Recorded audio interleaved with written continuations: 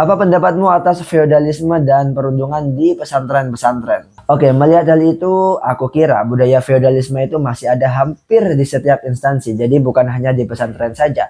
Sebab pada dasarnya banyak sekali manusia yang menginginkan kehormatan sebagai bentuk keagungan pribadi. Mungkin pengkastaan seperti Brahmana, Ksatria, Waisya, dan Sudra sudah tidak populer lagi. Tapi ketika kita bertemu seseorang, kita bisa mengkelompokkan mereka sebagai ahli agama, politikus, pengusaha, buruh, atau apapun yang secara tidak langsung kita masih menerapkan sekat-sekat sosial.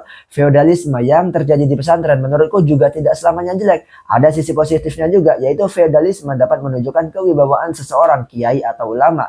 Pada konsep demokrasi yang di dalamnya tidak ada karisma, maka konflik pun tidak dapat terhindarkan. Oleh karena itu, seorang kiai harus memiliki karisma karena dia merupakan sosok panutan yang bisa diandalkan. Sebagaimana sabda Nabi Muhammad SAW, dua hal yang menyebabkan negara kuat yakni adanya ulama dan umara atau pemimpin. Tapi ada juga kekurangannya feodalisme di pesantren, yaitu karena sifatnya yang superior, maka seorang kiai cenderung tidak berkenan apabila figur baru muncul. Lebih-lebih bila figur tersebut muncul dari luar anggota keluarganya. Kecenderungan lain dari kiai adalah selalu berwatak ingin menjadi pengasuh, baik di lingkungan pesantren maupun di luar pesantren. Sehingga bila ada kondisi yang bertentangan dengan apa yang diyakini kiai, maka kiai berkehendak mengatasinya. Kepercayaan yang berlebih kerap kali melahirkan arogansi dan memancing perlawanan dari pihak lain.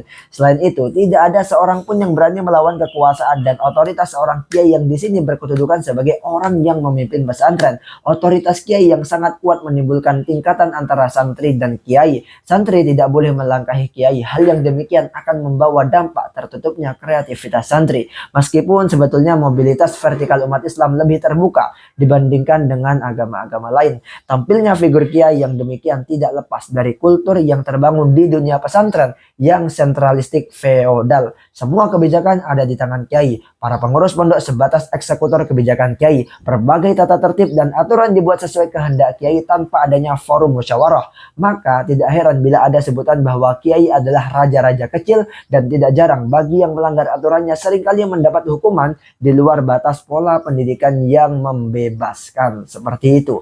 Sekian, terima kasih. Saya Rip Jacobus. Ingin mengatakan kalau suka follow, kalau enggak ya silahkan komen.